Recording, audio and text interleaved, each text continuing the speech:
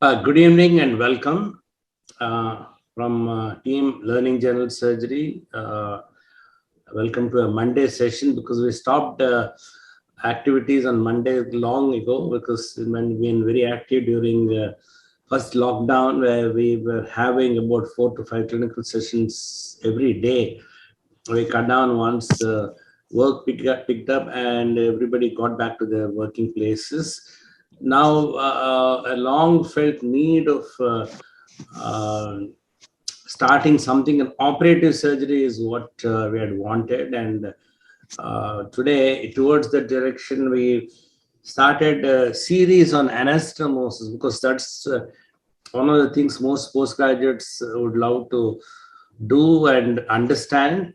And in that series, today we are starting with the small bowel anastomosis. We have over 33 different anastomosis in the GI tract, both open and staple. And I thought it would be wonderful to have Ilango Sethu, the GI, HPB, and transplant surgeon from Chennai, to start the first topic, and that is small bowel anastomosis. And he'll just be joining us in about 5-10 minutes time because he's on his way home. Meanwhile, I thought again, a general surgical postgraduate is the ideal person to moderate or be a liaison, where he'll have a lot of doubts on his mind, because as I say this, well, I was a general surgical postgraduate. I've seen each consultant doing her own way of doing anastomosis. While some of them looked very picturesque and copybook style, some didn't look good at all, but somehow the ones that did look good worked well, but the ones that really looked good didn't, many of them. So when I'd finished general surgery, I wasn't sure which is the best way to anastomose. And actually, frankly, there's no single good technique that was taught to us and to follow. But later on, when I went to Dr. Samran Nandi's unit in the All India Institute of Medical Sciences, there a particular technique which I never seen before was used. That is called the Smeeden technique, and everybody in the unit, top to bottom, the new, old, everyone has to follow a same technique. You can't divert even little bit, and that has made us understand that the need for uniformity and a particular system to be followed by everybody, that becomes very easy to teach the youngsters also. Anyway, now today we'll start with Ilango's talk on how he does small bowel anastomosis, the nitty-gritty of it. But meantime, I'll ask Isaki as to what questions are on his mind. Maybe he can read out one by one. Then I'll also add some more before Ilango gets ready. When you are thinking of small bowel anastomosis, what is on your mind and what are you expecting from Ilango? Isaki. So, as you said, most of the surgeons have their own method of doing anastomosis. So, but as everybody, even my unit chiefs, everybody teaches us that you have to observe and create your own way of anastomosis. But the main aim for anastomosis is to prevent leak and other complications because of anastomosis.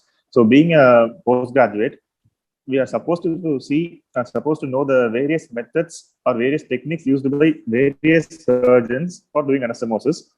Only by then we can develop our own technique of anastomosis or follow a fixed technique of anastomosis. So only by following up and by learning many methods of anastomosis or many ways of anastomosis, we can go for a better anastomotic technique. So you can develop some better anastomotic techniques. And of course, bowel anastomosis is the most, it's a commonly done procedure. And of course, it is a fascinating thing to do, because in both our elective and emergency setting, we are going for dissection anastomosis in both emergency and elective things. Even in trauma surgery, bowel anastomosis plays a vital role, because most of the blunt injury, abdomen, and even stab injuries, penetrating injuries, they present with bowel injuries, and these are mostly they present with some small bowel injuries, and rarely they also present with solid organ and the large bowel injuries also there. But most common injury is small bowel injury. So to maintain the continuity of GI tract and also to prevent patients' mortality and morbidity, we are supposed to do resection anastomosis or primary closure of bowels. So each and every part of the bowel, the management varies, sir. Even like duodenal injury, there are many different opinions by surgeons for duodenal injuries. So my most important doubt is how to manage a duodenal injury. That is the first question I'm going to ask to sir. Because in theory, there are many things like Thal's procedure, etc., and also pyloric exclusion, primary closure. Sometimes even a omental patch closure is also commonly used. To which type of injury, what type of treatment should be done for duodenal perforation is my first question to sir. Another question like what are the bowel preparations that is most required before elective surgeries? Because in case of emergency surgeries, we are not going, we won't go for any bowel preparations, sir. But in theory, they have mentioned that bowel preparation is not necessary for elective bowel anastomosis. And of course, the use of drain. There are many study papers coming out that drain is used to detect the leak at the earliest point of time by drain fluid analysis. But some surgeons are confident enough to not to keep the drains. So whether keeping a drain is ideal or not. And the management of complications is more important because many being a tertiary care center, we are receiving many cases from periphery, sir, with the bowel leak or with the anastomotic leak or bowel fistulas also, sir. So how to manage such cases? What will be the first investigation of choice for these cases? Because in some cases we will be going for fistulogram and some cases we are going for CECT. And of course, they are being referred to surgical gastroenterology and they are managing. So being a general surgery resident, what are the first steps, first investigation of choice and the first resuscitation that to be done to manage the complications will be my third prioritized question, sir. And of course, we are seeing surgeons doing end-to-end anastomosis, some preferring end-to-side anastomosis and some preferring side-to-side anastomosis. And I'd like to ask which will be the best method of anastomosis, sir. Whether side-to-side anastomosis will be best in sense with no complications. I'm asking about it, sir. And of course, about we have some more doubts about mecal diverticulum and bowel and mesentery disparity and diameter of anastomosis. These are the few questions which I'm going to ask, sir. And first of all, I'd like to thank you for giving me this opportunity, sir. Yeah. Isuki, now before Ilango really gets ready with his lecture and sitting in his throne, I would like to comment on a couple of questions you asked. Actually, today's session is on small bowel anastomosis, although I do not know the content of Ilango, but there are certain things. One is, I'm sure, I do not know whether duodenal anastomosis, duodenal suturing should come under a separate talk altogether, especially, duodenal perforation closure, duodenal stump closure and stuff like that. I don't know whether Ilango is touching upon that, but I think that we will require a separate session altogether that we will take up. One. Two is bowel preparation. When it comes to small bowel, the role of bowel preparation doesn't really arise because we are talking in terms of bowel preparation in colonic anastomosis. So when we come to chronic anastomosis, that will have more relevance. The issue of bowel suturing in acute perforation or rather traumatic perforation of the small bowel is something I'm sure he will touch upon. Then we are going to talk about the real technique of anastomosis, the type of sutures that are used, and whether you do an end-to-end, end-to-side, which are the situations where you use end-to-end and which are the situations you use end-to-side. And I'm sure we'll have a separate thing on stapled anastomosis in itself. Small bowel, how do you staple? That's one thing we shall deal with. But my questions to Ilango will be, what are all the factors affecting the anastomotic healing? What about the role of nutritional status in bowel healing? And what should be the ideal albumin for us to do an anastomosis, or what is the albumin for which you should not do a bowel anastomosis? Then I'll also talk about any recent history of loss of weight. So suppose in the last 1 month, somebody has lost 5 kilograms of weight, he'll have an effect on what anastomosis is likely to do. Some patient is hemodynamically unstable. Would you do an anastomosis, no anastomosis? Then how do you check whether the ends are healthy? Because whenever you're anastomosing in bowel ischemia, there's one of the common conditions in which you do small bowel anastomosis. That's the time when we are really, really worried as to one end may be quite pink, but the other end may not exactly be pink. There will be some bleeding. We do not know whether there's venous bleeding or arterial bleeding. Ilango, please tell me when you're ready. Meantime, I'll continue my whatever. Now, regarding the steroid, there are some patients who are on steroid intake. Yeah. If they're on steroids, do you have any change in our protocol? His age has got anything to do with the a type of anastomosis, or whether you're going to suture or not suture? Is there any limit for hemoglobin for which you go in? What is it if the patient has uremia? Does it have an impact on anastomosis? And regarding smoking, alcohol abuse, diabetes mellitus, etc. Then again, patient who had radiotherapy in the past, whether he will be a candidate for anastomosis, and so on. Welcome, Ilango. Then I think there'll be none other than you to be the best person to start this series on bowel anastomosis. Thank you so much for hurrying up and coming over. Even if your lecture spills into 2 sessions, there's no problem. Most welcome. And if you're ready, well, you can start your lecture now. So give me a couple of minutes. I think I was just listening to all that was being talked. Okay. Just a minute. Now, actually, if you really look into it, the leak in small bowels are not very common. Actually, I haven't seen many. Whereas the leak in a colonic anastomosis, especially colorectal anastomosis, is something which we very commonly see, and that is a thing of worry. Now, again, as Isaki was commenting earlier, when there is a small bowel anastomosis and there is a leak, it's very difficult to make out whether the leak is there or not there. When do you really go for an investigation to check for a leak? And how are you going to confirm that there's a leak? And if there's a leak, clinical suspicion, what do you do? Because you need to act very fast, because small bowel leaks can be very, very dangerous. So there are so many things to small bowel anastomosis, Ilango, and we have a lot of expectations from you. Thank you, sir. But I'm sorry to be late. We got caught in an unexpected delay in the surgery, so I had to rush back immediately after. I'm really sorry for the delayed start. So what I had in mind is slightly different. The LGS op surgery should help the youngsters get the right thing, a technical thing in their bag of tricks. So I thought the first thing to do is probably a young surgeon does is a small intestinal anastomosis.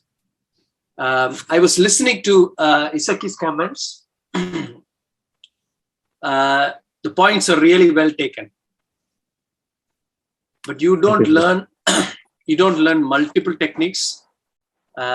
What I wanted to do and what I have been seeing in youngsters, I wanted to correct.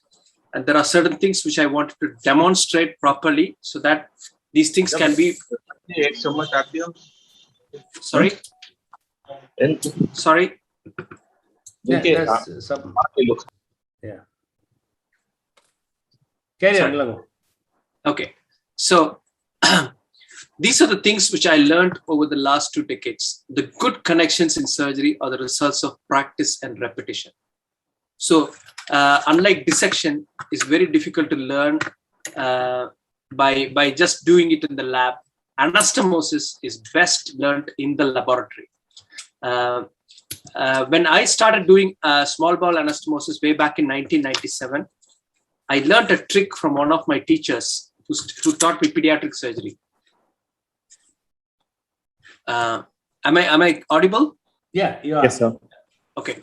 So I have used that technique in multiple situations, and this is exactly what I wanted to convey in today's class. So the good connections in surgery are the results of practice and repetition. And repetition is not done on the patient. By the time I did my first small bowel anastomosis, I had done close to about 150, 200 times at home using just a pair of socks. So perfection comes from actual angulation and doing it very well. But the first anastomosis went very well for me. Things went on. From there, it was a normal ride for me. I could get the anastomosis done in any circumstance. So the first thing to learn is do it on a supple bowel if you want to gain confidence, and then do it on an edematous bowel. So normally you're going to use braided sutures, one of which is silk. I don't know whether you're able to see it in my hand. The braided suture will have a suture drag. You must be very, very conscious of the suture drag. And the last point is just gauge the intersutural distance. Evenness in suturing is something you have to master. Those are just very simple techniques. Okay, so the principles of a good intestinal anastomosis is not in managing the complication, but in preventing the complication. So do a good small bowel anastomosis after adequate exposure and access. Don't do through a small keyhole, thinking that you will be able to get all the things you need. The mesentery route is the one where you have to have control. So adequate exposure and access, especially during the early stage of your career, is very, very important. Gentle handling of the bowel is the next key step for you to have success in doing a good anastomosis. The third one is adequate hemostasis. All surgeons connect tubes. Vascular surgeon connects blood vessels. Ureteric anastomosis for a urologist. A gastrointestinal surgeon or an oncosurgeon will do luminal tubes, or hepatobiliary surgeons might do bile ducts. All those things is always two tubes. The edge of the tube, good hemostasis must be achieved. But don't try to burn through it, but good hemostasis is really good for a proper anastomosis. The last one is a well-vascularized bowel. An absence of tension at anastomosis. You may do a perfect anastomosis, even in blood vessels, you will find that if there is a bit of tension, the suture will cut through the tissue, especially in things like portal vein, bile ducts. Even in the small bowel, the presence of tension will give an opportunity for the bowel to actually disintegrate at the anastomosis. The last one is avoidance of fecal contamination. So this will give you a less incidence of sepsis. And the last one is good surgical technique. Now, today's talk is just going to focus on the last bit. Just going to focus on the last bit. So what I wanted a young surgeon to learn is to do an end-to-end anastomosis, a side-to-side anastomosis, and an end-to-side anastomosis. Now, for every surgery, you have to have standard situations, alternate situations, critical situations, and no-go situations. A standard situation is one in which you will do the same technique at all times. You won't worry about the some surprise being thrown. So you have to develop one or two standard techniques, and one technique or two techniques to use in really alternative difficulties. There are some sutures you have to learn in critical situations, and there are some techniques which you should never use in certain things, like edematous bowel. So the ×2 indicates for everything. For every surgical technique, you must have two such methods. Okay. All right. The first step to a small bowel anastomosis, I'm going to do I thought I would record a video initially, but multiple times it was not showing what I actually wanted you postgraduates to listen to. So always look at the whole. We call this an enterotomy. Your guess is to match the hole size on the two sides of the tube. So you have to guess the tube size. So today, as I was in the theater, we had a mismatched bile duct. It took an extra 1 hour for us to finish the actual anastomosis. So that whole size in every anastomosis must be matched for you to get a perfect anastomosis. Okay. So in a small bowel anastomosis, there are ways to understand. So if you watch the arrow, every small bowel anastomosis has 2 lumens. And what you do is to look at the posterior wall, which is one part of the anastomosis, and the anterior wall on the anterior part of the anastomosis. So those things are very, very vital. Okay. Now, anterior wall schema, if you find, you will go through multiple things. So each one of them, this is the technical change. This is what most postgraduates feel, that each anastomosis is different. So the anterior wall schema is very, very different. And the posterior wall schema has got only 2 types. Either it is a continuous running suture or a locked suture, continuous locked suture. Very few people do interrupted sutures as well in the posterior wall schema. This, what I have shown, is the anterior wall schema. But before we go to that, I wanted to concentrate on 2 things. One is the way you hold your needle holder. So a lot of youngsters will put both the instruments into your hands, okay, and you will not have control. Okay, if you put the finger through the ring, you will not have enough control over your instruments. So what you should do is you must be able to palm your instrument.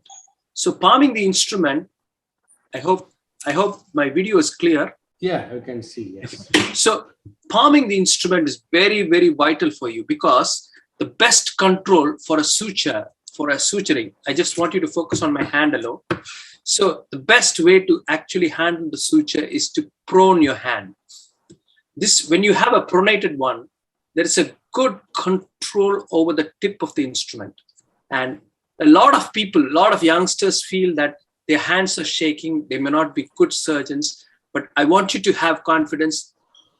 Hand tremor is extremely common, even in senior surgeons. So if you find your hands are shaking, it just means your hands are fatigued and you have not adequately rested. So to do that, you must have a place where you rest your forearm very well. And normally to hold, if you supinate, the control will be only a small range of movement. Whereas if you pronate, you will have an extremely good control. For every suture schema that you're going to follow, every anastomosis that you're going to learn, these are the extreme basics which you should follow. Whether you do a ureteric, vascular anastomosis, whatever anastomosis you do, these are the basics. The second key thing what I want you to know is to know the needle instrument relationship. Okay, the needle instrument relationship. So normally what you do, this is a silk suture. I hope I'm very clear on this. Yeah, we can see Ilango. Yeah, so.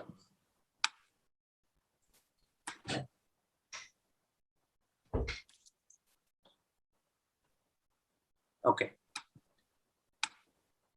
Just interrupt me if you, this is a teaching session and I want it to be as practical as possible, because the basic anastomosis which everyone is going to use. So palm the instrument, know how to lock it. Okay. Know how to lock it with your palm. So normally what you do is, this is what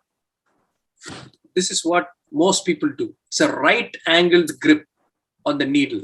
You got the sweet spot. I'm sure most of you know the sweet spot. But when you pronate the instrument, Isaki, are you able to see? Yes, sir. Yes, sir. I can see, okay, sir. Perfect. Okay. Yes, sir.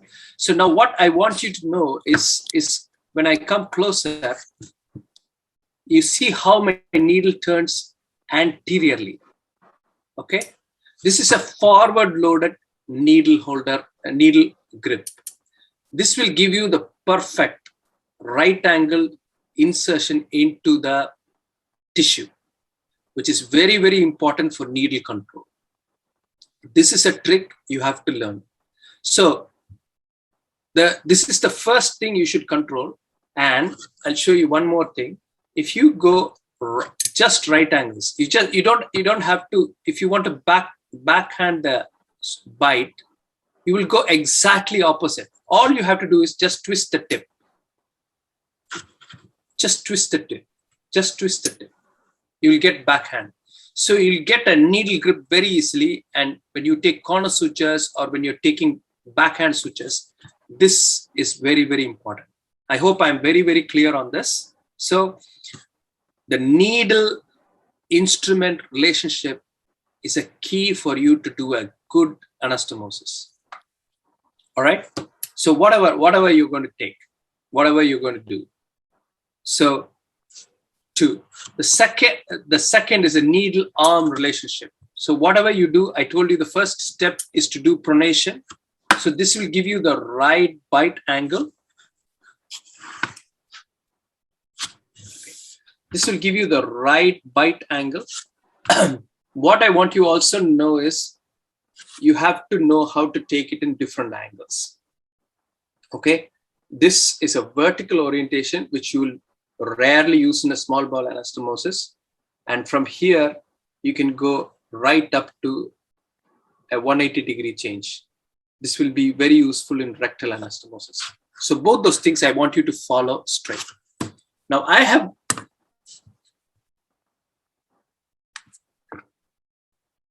all right. Okay. So I told you about the needle instrument bite. And in this slide, you can see that you have to follow something called your position. The best position for a right-handed surgeon is actually illustrated here. So you've got two hands. The left one is the controlling hand of the right-handed surgeon. The surgeon's body is actually indicated here, pretty much like me, a little obese. The right hand is your suturing hand. The red mark is actually the best angle for you to suture. Okay. The position gives you a prone forearm and gives you the greatest control over your suture line. Now, the farthest point on your suture line should be towards the non-dominant or the controlling hand. And suturing is best initiated from the far end of the suture line. So the rule which the American students are taught is always sew towards you, which is the best way for good control. When you become senior, you also learn how to sew away from you. But when you start your career, I want every one of you to learn this. Suturing is best initiated from the far end, and sewing towards you is the best method for you to get a good grip. Okay. And shallow working angles. Okay. Shallow working angles, like when you do a hernia surgery or a small bowel anastomosis, may need very little forearm support. But when you're doing the same thing in a slightly deeper angle, you will need a forearm support for you to execute the process very, very well. Okay. Okay. Now,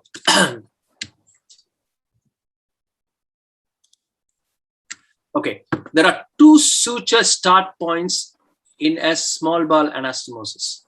Now, both of them are very, very important. One is starting at, at the farthest end of a posterior wall, and the second one is starting at the middle. So, so I want you to just focus on what I'm doing. I'm going to stop the share for a bit.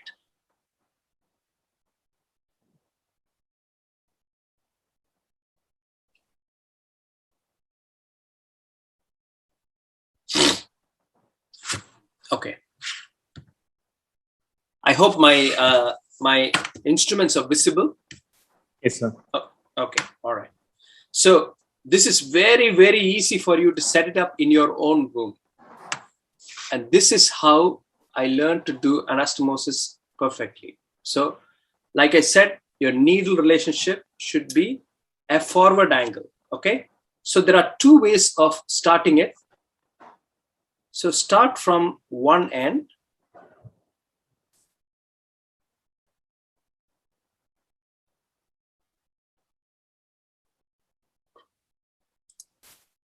You watch how my, with a forward needle, I have very good control over the bite. I have very good control over the bite. You understand? So if you take it flat, if you make it right angles, each bite, you have to adjust your forearm. Okay? And that becomes very difficult as you strain and go through a longer or a more difficult anastomosis. Okay? So when you take right angle, you have to twist, and then take a bite. But if you do a forearm, sorry, if you do an angled suturing, you can pretty much rest easy and do it. Is my point clear? Yes, sir. Is my point clear? Okay. Yes, sir. Yes, sir. So, can you repeat one more time, sir? Okay. All right.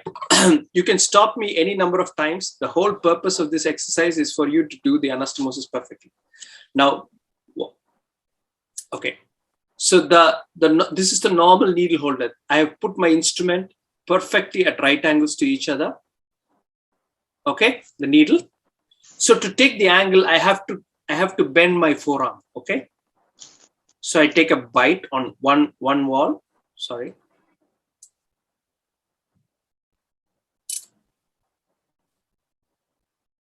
I take a bite, and I have to take the opposite side. So imagine if I take a right angle, perfectly one. So for that, I have to adjust like this. Okay. I have to adjust my whole body to take the bite. Whereas if I forward load it, I'm not even straining. Okay. I take a bite. Okay. I readjust. It's forward loaded. And you take my hands are relaxed. My hands are relaxed. And I get the same bite. Am I clear? So if you forward load it, you will get the best first shot. So the start point can be at the farthest end of the suture line. So what I said is, this is the best angle for you. This is my non-dominant hand. The farthest point is here. Am I clear? Yes, sir. And I take both the bites. So this is the first bite. I'm going to do it slowly. So you've always been taught to use an instrument tie. Are you guys using an instrument tie or a hand tie? Instrument tie. Instrument tie. Okay. Yes, all right. So today I'll teach you an instrument tie. So get the thread to stand up. And for a simple one, okay. So square the knot. And okay, so when you square the knot, what's the normal tendency? Your tendency is to hold the suture knot. So when you tie it, I'll teach you a simple trick. Don't square the second one. Don't square the second one. So do a reef knot, and the suture itself will lock properly. And do the third one in a very simple square knot fashion. Okay? And the fourth if you need. Am I clear? Yes, the sir. first knot is a squared knot. The second one is a slip knot. So even if the knot is loose, it will get corrected. Okay? Now watch this. When you take a suture on a far side, what happens is, okay, just watch me. This is the anastomosis, the first bite. On the farther side, on the left side bowel, you go inside. You go inside. When you just come from outside, you will just cross over. You have to do this for your posterior wall anastomosis. So perfect. And then forward load. I'll show you the schema.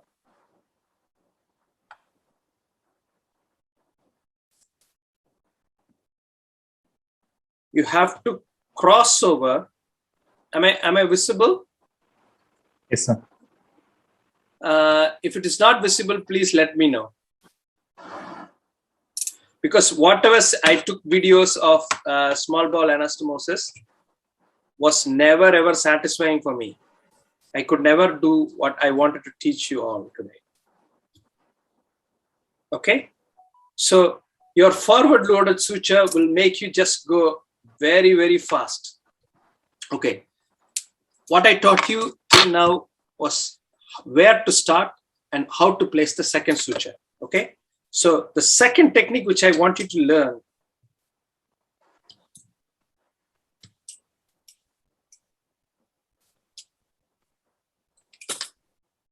is to start the. Yeah, Kushal, what is your question? Just unmute and ask your question, Kushal. Please. Sir, the posterior line is not visible, sir. Can you focus that? Okay. Yeah, yes. Yeah. Is it clear? Okay. All right. Yes. So I'll show you. So the easiest way not to turn the corner, okay, is to take the right in the middle. This is the standard American teaching. It's very, very easy for anybody to follow. Take it right in the middle. And then do the tie. You need 2 sutures for this. Okay. Those guys are very rich. They don't mind. Okay. Like I said, now, first one is a squared knot. The second one is a slip knot. So your suture gets tightened and then you do a square throw. Okay. Now watch this. Is it clear now? Are you able to see? Yes, sir. Yes, sir. Yes, yes. Yeah. All right. Now, Anup Joshi, what is your question? Yes, sir. Good evening, sir. My question is, while we are suturing the posterior wall, while taking the continuous suture or continuous interlocking, it is customary told that we have to take the serosal layer of each side. So, do you recommend? Hello. yeah. Do you recommend taking a suture through and through both the walls, or one wall at a time, holding the serosa each time? So, to ensure to take the serosa. Perfect. So your question is very, very good. The first bite, if you take a good amount of serosa and the mucosa, it will stay locked. Okay. Unless you have cut excess mucosa, usually it will be together. But in the initial phase of your career, it is good for you to see the serosa every time. Don't go for speed. Go for perfection. Okay. So now what you should do is, I'm going to suture towards myself, this suture. Okay. All right. So watch my angle. It's forward loaded. And I'm going to take the same bite at the same spot as my first tie. And I'm going to cross over. Okay. And your point is well taken. You have to watch the, is my suture line visible for you? Yeah, it is. Yes, sir. Yes, sir. Okay. Yes. So I have made an angled cut. Okay. I have crossed like this. And then I have taken one more bite. Same angled cross. And look at where I pull my suture. It is towards my left shoulder. Got it? So to have good control, you go towards the left shoulder. You watch my hand. It's very loose and light. And just one rotation, the needle comes back into your right position. Okay? You go like this. You're ready to go for the next suture.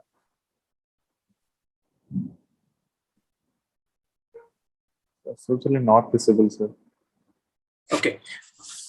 You have to tilt the camera a bit down. Yeah. Okay. Got it? Fine. Fantastic. So I want you to get the right suture. You see it's at perfect right angles to each other. But the angle of the needle should be a forward loaded one. It should be forward loaded. And watch how I take it. I hope I'm... You need an assistant for that. Yeah, it's okay. I'm just joking. No. Or you need to apply a thumb pin or something. The board on which I had is actually very hard. So I am not able to fix it. What I wanted to do was to allow little movement. So I had put 2 tumblers with water, but then the video was not. Right. Yeah, that's how you practice to perfection. So if you move the water, it will spill. So like, okay, watch my needle. For the first bite, it is really upside down. It is not like this, okay? It's not like I'm pushing here. My needle is just upside down. I have pronated my hand. My needle is upside down. It gives a perfect 90-degree entry into the tissue. You will always get the serosa. Okay? And then, like I said, once again, take the needle holder towards your left shoulder. Show you how the suture line is perfectly happening. Is it clear? It's Wonderful. It'll be perfectly at right angle to each other. So the first one is where you take the first bite, and the second one is how you take the next bite. The rest of the bites are very, very simple. It's very, very simple. So you will not have anxiety. You will not have any fear. Now, when most of you are going to do anastomosis for the first time in an emergency, okay? When you pull the suture, you must be very careful in an edematous bar. So if there are some people now, you cannot pull like that. The tissue cannot become bluish in color.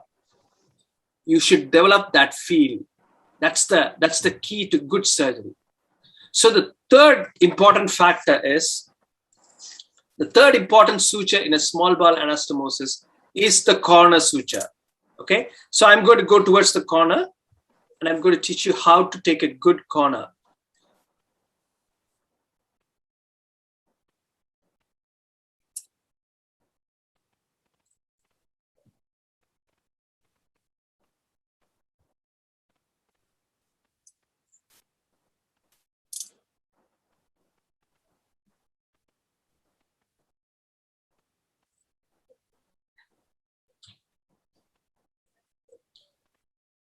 Okay, we're close to the corner.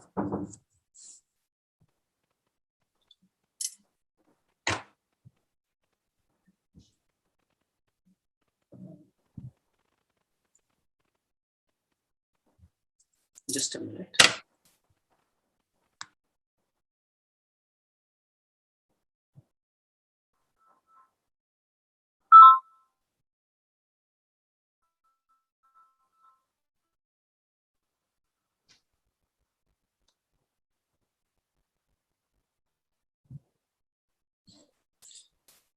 Okay, now I'm here in the corner.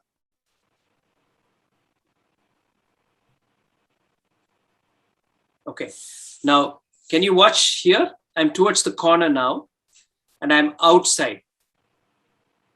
I'm outside on my dominant hand side.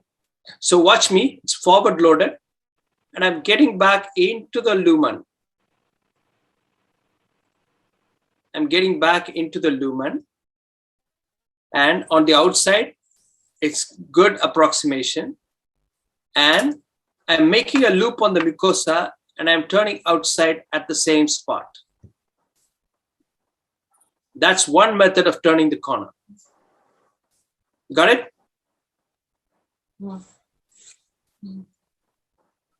Yeah. Yeah, sure. So I'll demonstrate once again.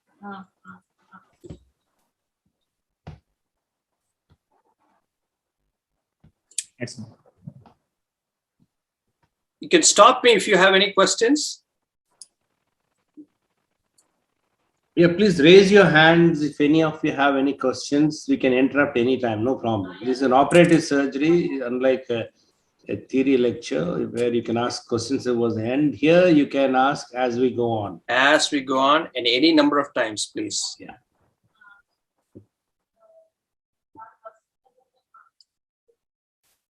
Sorry, I had to get the needle out. Okay, sorry. So if you forward load, I'm going to show once again. Goes inside, pick it up, get it locked. So there's a simple way when you want to turn the needle, watch the hand movement. Got it? It's upside down, and then you take a bite. Got it? So that turns the corner. And look at how it can be turned again.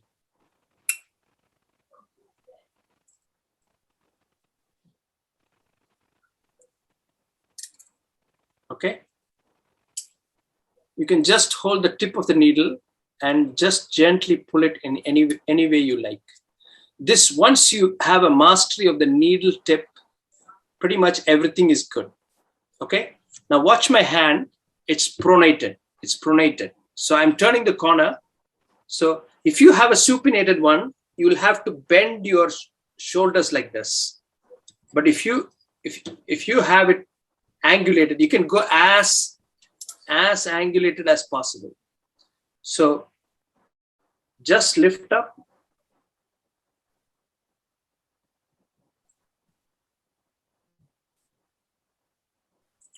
You have crossed on the serosal side. You have crossed on the serosal side. And this is what is called a cornal mayo. Normally we call it corner sutures, but this original technical name is the cornal mayo suture. So there is a loop on the mucosa. Okay, there is a loop on the mucosa. I'll show you once again how I continue to do that. Okay, this is the commonest anterior wall suture I do. So I'm going to cross on the serosal side. Watch.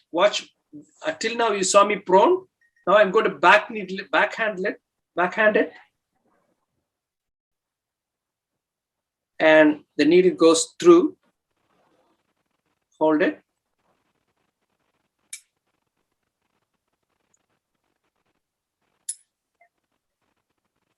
So load it. Pull it. And then shift it. The loop is on the mucosa. Those are the 4 sutures you have to know. The corner stitch, the first stitch, the orientation of the penultimate stitch, the corner stitch, and the anterior wall suture. So the anterior wall, you can pretty much run it just like that. Okay. The first thing you should know is, just like how you do a perfect right angle on the posterior side, to do a perfect right angle on the inner side, you have to take the bite at a different angle. You have to go vertical to the suture line. I'll show you in a diagram. So watch how I plan the suture. You lift up the anterior wall, take a bite through, take a second bite. It's a simple running suture. It's a simple running suture. You will get it perfectly well. Got it? Let me go back to the slides.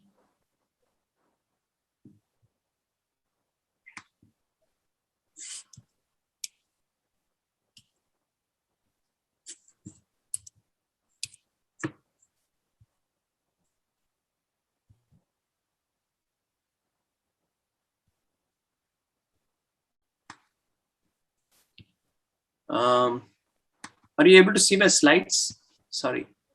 Yes, master. No. This is.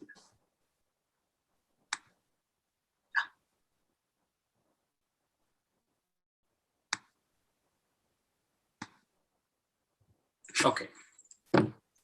So I'm going to do it in a slightly different way now.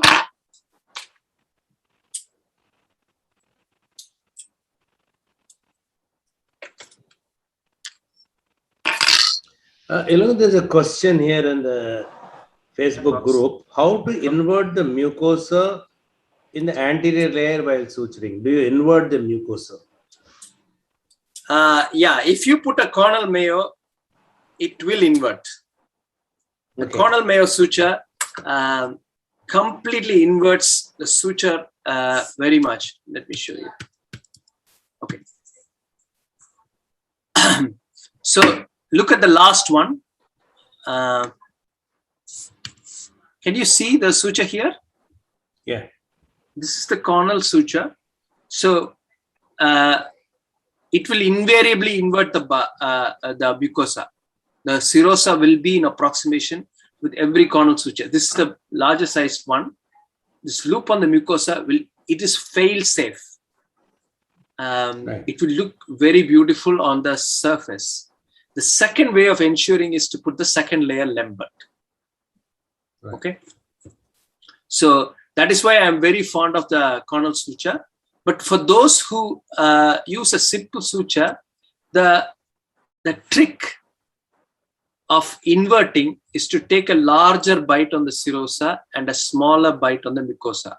The angulation must be towards the. Let me share.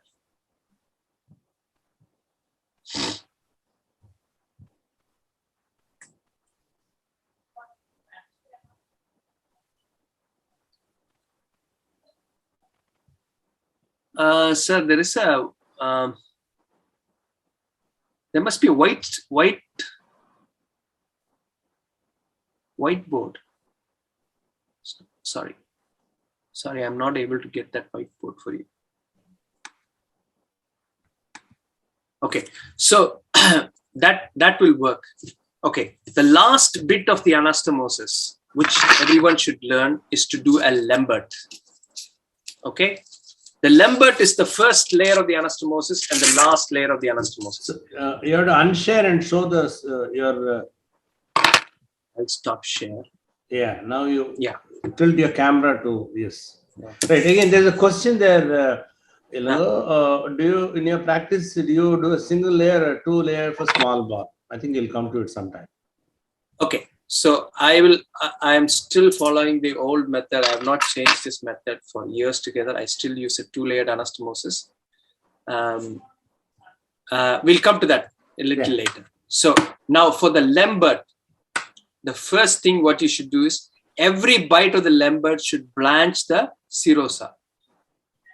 Trick number 1, when you take it, when you touch, it will become, the needle tip will become white in a good vascularized bowel.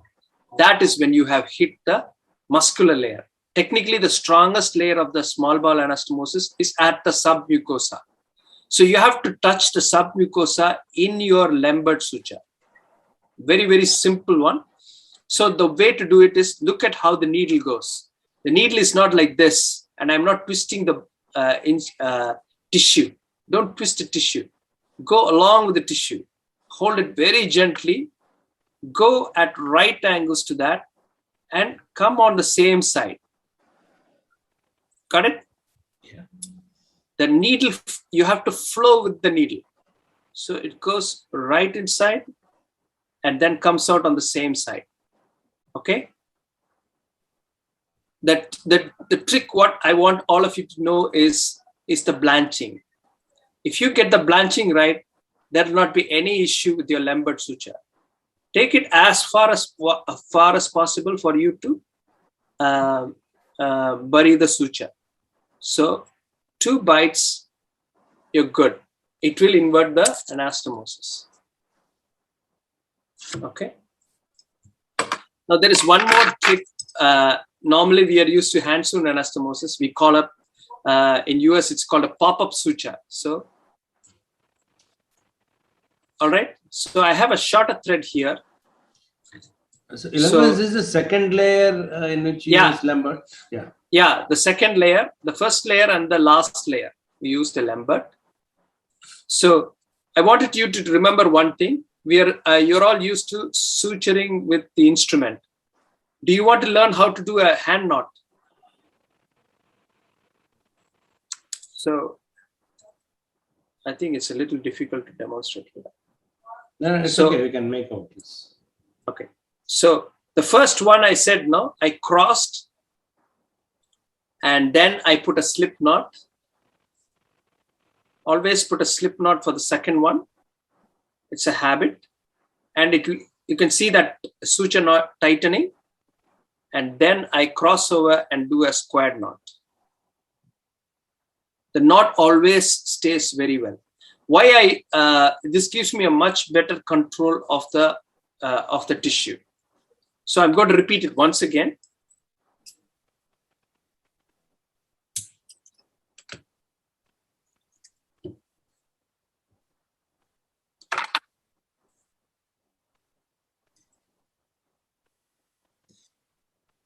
Forward loaded needle. You can forward load, and I'm sorry, these are vascular pickups, so it's too thick for that. So go at right angles. Suture needle is upside down. You get a good bite, and you can come out on the same layer. Perfect control of the needle is possible.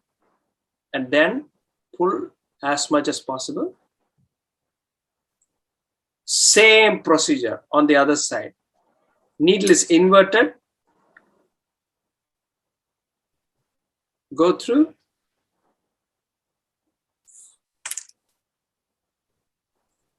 Okay. I'm going to use a I'm going to use an instrument tie. Okay. I'm going to use an instrument tie. Okay. Squared knot. Okay. See how the knot has become loose. So the invariable tendency is to hold it. So don't do that. Just learn this trick. So don't square the second one. Just throw. If you do a squared knot like what has come now, it will not work out very well. You have to do a slip knot. See, you can see 2 squared knots. If you do a squared knot, see how it becomes loose. Okay, so you need somebody to hold it.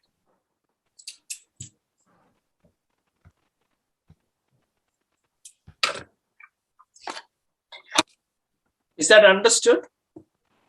Yes, ma'am. So the needle goes upside down.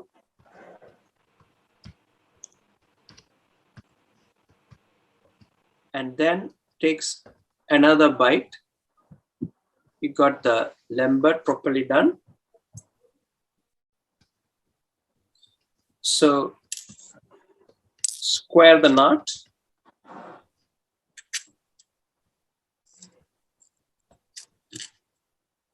It's loose. And you got a slip knot.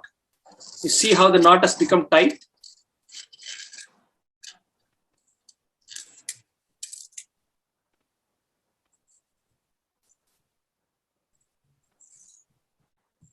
Okay. So simple tricks. So for a good small bowel anastomosis, I told you there are some things you can never control. The way it presents. There's a question that can we turn corners without cornering? So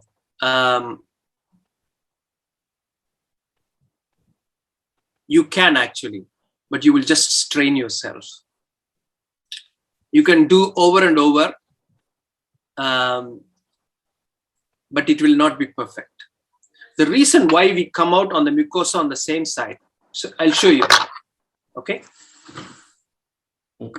Can you bend the camera? Yeah, I am good. Okay. So you have to assume I have to take a couple of bites for me to get the corner.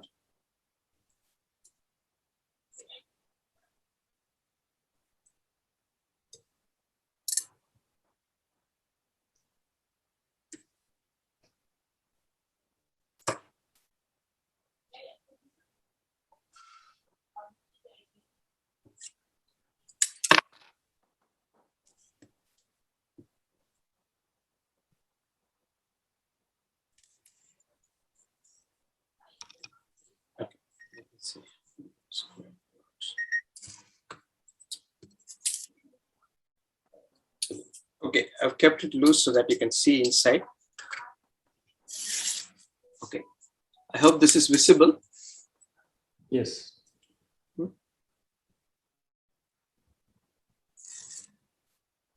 Okay. So now what I have.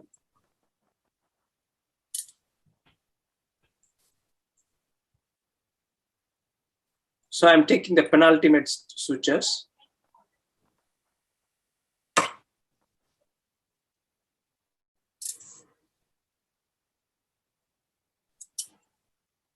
So I'm going to come outside, okay?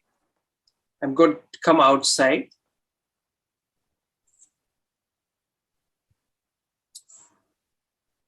This is before the corner is turned.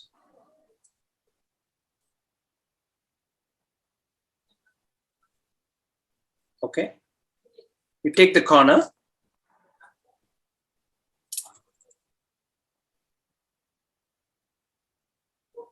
You can keep going. Take a bite.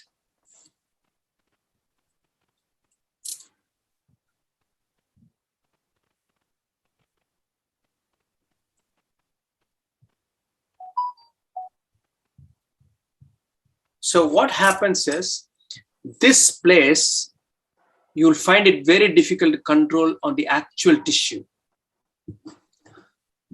This is what you mean. It's very easy when you actually are working on a in the lab, the training lab. But on the actual tissue, you will strain yourself unnecessarily. So I'll show you how easy it is to do that. When you change the corner, you will get back to the, I don't know whether I have made my point very clear.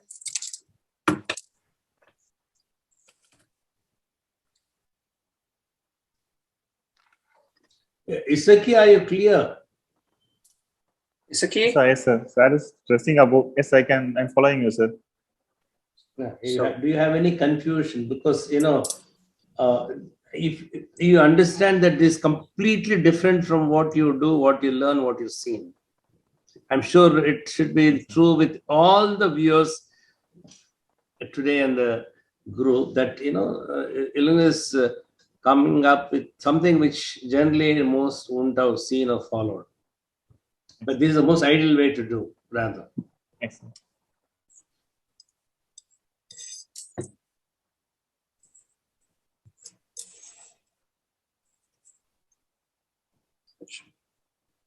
Here, what I understand is that sir is stressing about the importance and the efficiency of coronal sutures at the corners, Yeah. than using continuous sutures. Coronal sutures will be best, and it will be easy for us to go for. That is what I feel that sir is.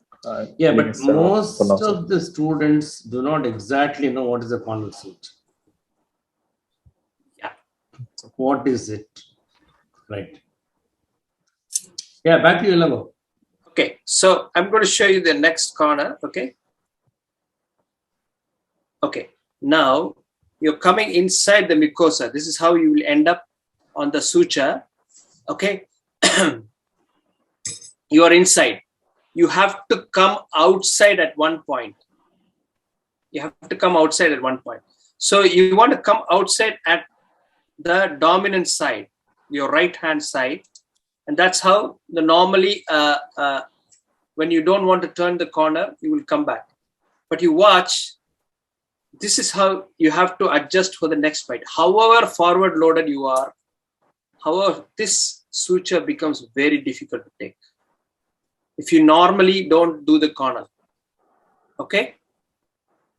You are on the mucosal side, you cross over and then come outside on the dominant side, that is your right hand side. You will find it very difficult to take the next bite. And this is when you have problems in your corner. Okay? This is very difficult to take. You watch my hand. If you watch my hand, I'm taking at a very abnormal angle. This is what will happen if you don't follow a regular cornal suture. See how much more easier it is for you if you take a cornal suture. Okay, this is, you're on the mucosal side, on the non-dominant side. This is how you will end up when you finish the posterior wall. Okay. instead of crossing over to the right side, I'm just coming outside here. And I have got perfect control of the suture.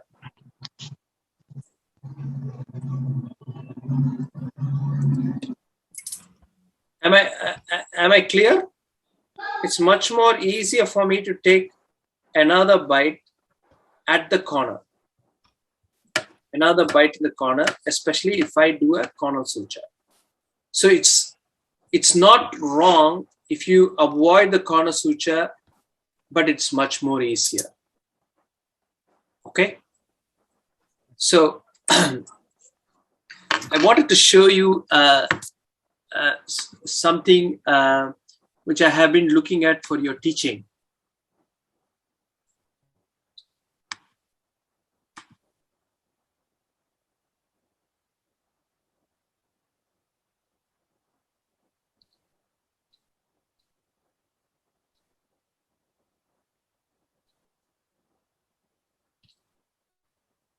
Oops, sorry.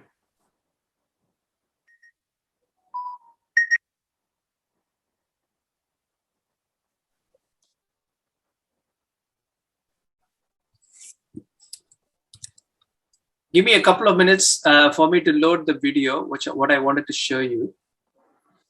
If there is any question, I can take it at this time. Yeah.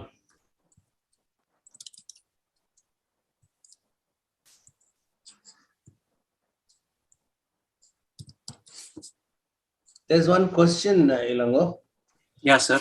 What is more good to use to oppose traumatic wound edge, Cornell or Cushing suture technique?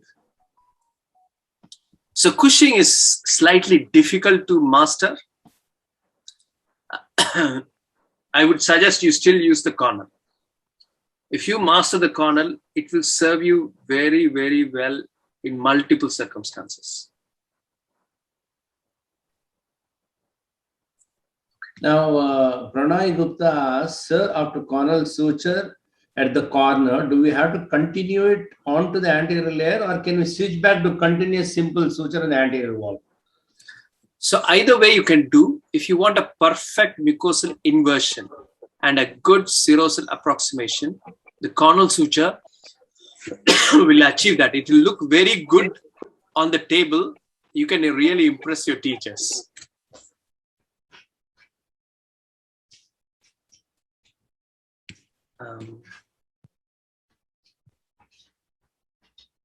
Good evening, sir.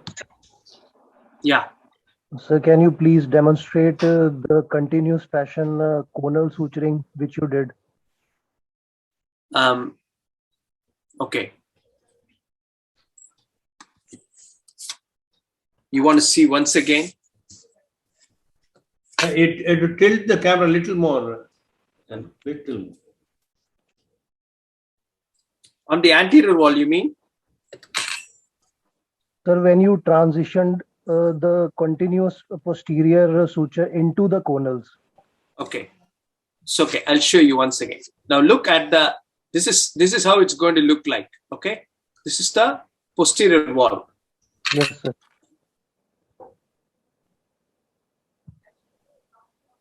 Okay, I'm going to fix the suture here.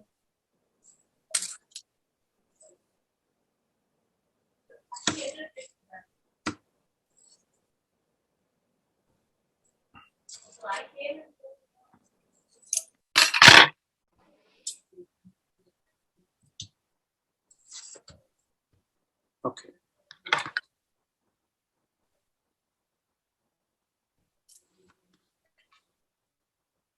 I'm going to take, and then you will end up on the mucosa on the non-dominant side. Okay, this is how it is. Your needle is going to come out, and then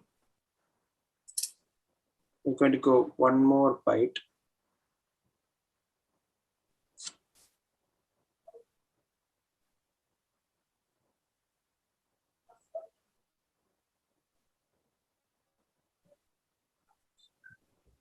Okay. Okay. Now, am I clear till this step? Yes, sir. Yes, sir. Yes, sir. Okay, now you are on the mucosal side of the non-dominant hand, the left hand. And I have a forward-loaded one. I have a forward-loaded needle. And I'm going to point the needle towards me. And I'm just going to come out. Okay? So I'm outside the bowel. Yes, sir. And then watch me. I have the needle turned upside down. You can just tilt.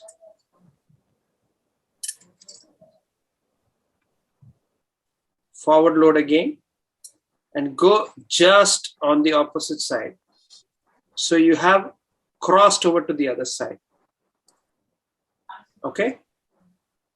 And then tilt the needle for a backhand suture. Got it? Tilt the needle for a backhand suture. And one bang. That's it. Your loop on the mucosa comes. Got it?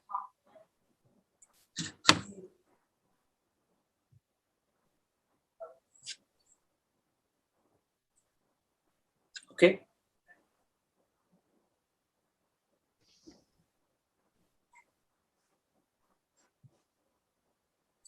Okay, now I'm teaching you how to take the bites in each bite separately so that when you learn it, it'll be much more easier for you. Now, what is the trick if you want to do it very fast and you have a very supple bowel and you have mastered the technique?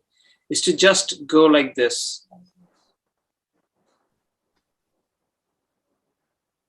Is to just take the bite like this. This is what you're trying to achieve for a corner suture. Okay. Watch how my needle travels.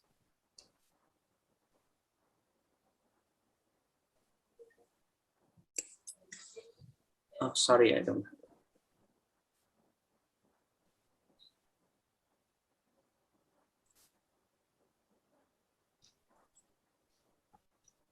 Okay. This is on the socks. It's very difficult to achieve this. So it's better for you to practice individually. But on the bowel, this is very easy to actually do. Just run it parallel to the suture line and you will get you will travel also very easily and you will be able to place the bites perfectly. And all the suture will get inverted. You just don't have to worry. Okay. Anup Joshi, you have a question? Yes, sir. So while cornering the anterior layer, how do we ensure or how do we strike a balance between inverting the mucosa and not compromising on the bowel lumen diameter? Because if the outside incision is too deep, then sometimes the circumference of the anastomosis might become narrow. And how do you practice achieving that? I mean, with respect to distance of the sutures for the bites. So take it at the most. Don't take it very far. As long as you don't do that, you will not compromise the lumen. Okay. So in a small bowel anastomosis, narrowing the lumen will happen only if you purse string it.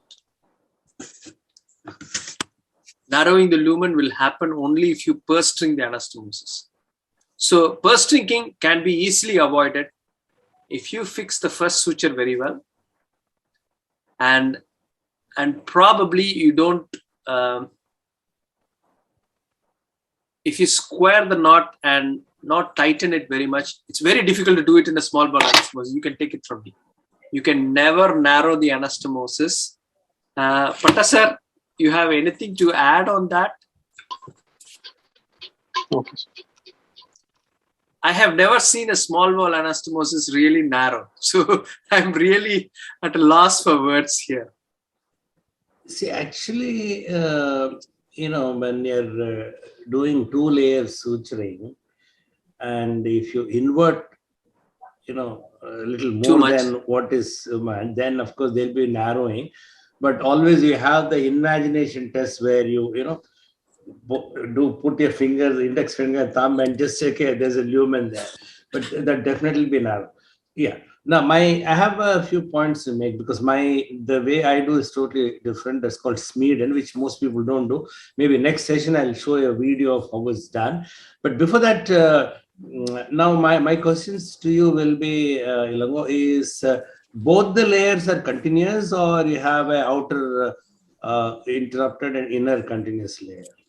So both techniques needs to be mastered. The outer layer, the initial years, don't do a continuous. Do an interrupted Lambert in every one of your anastomosis. This gives you very good control of your serosal apposition. But as you become senior enough, you will know how to do a continuous very well. You just have to run over and over again. There is nothing magical about it. You have to take the same bite. But in the initial days of your training, it is good for you to do an interrupted. Because if you make a mistake in a continuous, the suture will unravel and whatever you wanted to achieve by that continuous suture would be lost. An interrupted suture, probably the mistake can be limited to a single suture. Yeah, the second question is, after in Delhi, one thing which is very new and novel to me is stay sutures. Both corner stay sutures and a center the stay suture and cut. And you hold them nicely there, then Position is perfect. Perfect. See, Yes. I wondered why I didn't see this. I didn't do it all my life before. See, it's just some little bit extra suture, a little extra time, but you take stay sutures both corners and in the center, perfect position. What is your take on that? Yes. The reason why South Indian postgraduates or general surgery postgraduates don't do it is probably they are stricter with the suture material. Yeah, that's all. Right. So, yeah. Our one of our faculty, Shankar, he was our postgraduate. One of the lasting memories of Shankar was in a tongue biopsy. He was assisting an intern in a tongue biopsy. Tiny weeny biopsy. And obviously one snip of the scissors, the biopsy was done. Then he said, I'm going to give you one suture and you have to finish that to close the defect. The defect was a little long. Obviously, you are under restriction. It's a cat suture. So in South India, you learn not to waste sutures. In any other place, this does not happen. The perfect anastomosis saves a lot of money. So to do that, you can waste a couple of sutures. And your stay sutures, like Patasar, can be simple silk, which you can cut off at the end of the anastomosis. But your apposition will be perfect. If you put two corner stays and a central stay, you can have a perfect apposition every time. This is probably an added point I should have added to the. I follow that, and it works very well, because when I saw it was Nandi doing those things, I thought it's wasting a lot of material.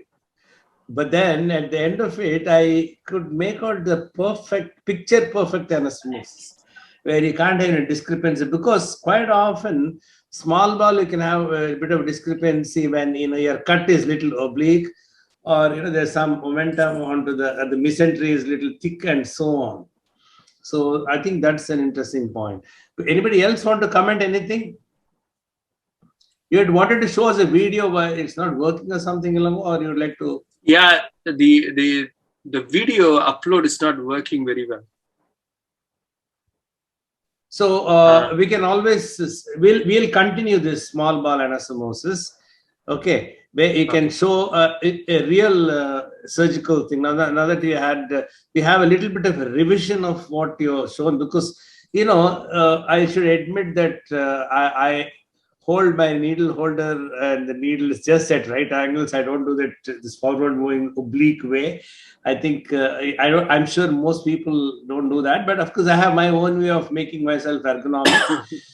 but then that is a very interesting thing you talked about. And of course, when you do Smearden's technique, the corner sutures are slightly different, but then the whole thing is inverted. It will all come inside out, inside out. Okay. Everything is inside out.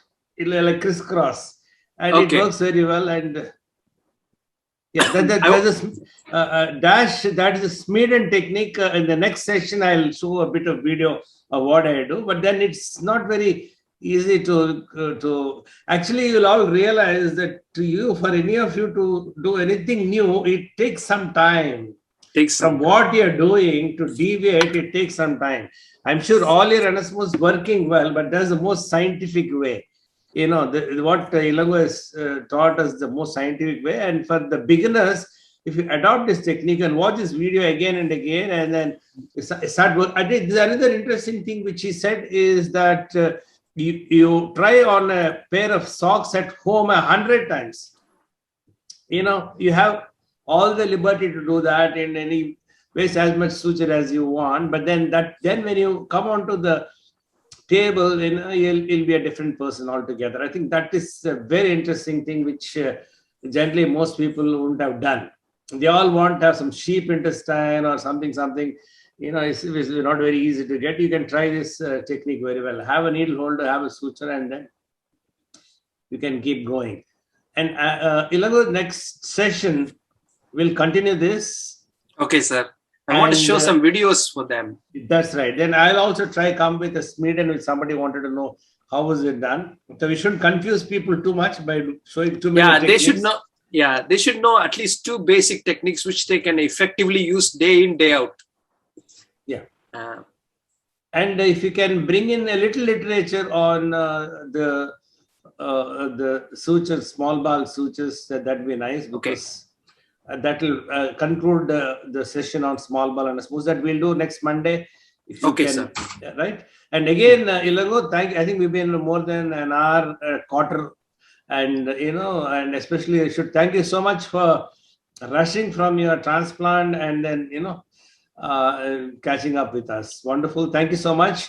Thank you. I request all the participants to again log in next Monday. We're going to have every Monday session for operative surgery, and that will be anastomosis for some time. Thank you, sir. Thank you. Thanks, Isaki. Thank you so much. And your questions will be answered in the next session.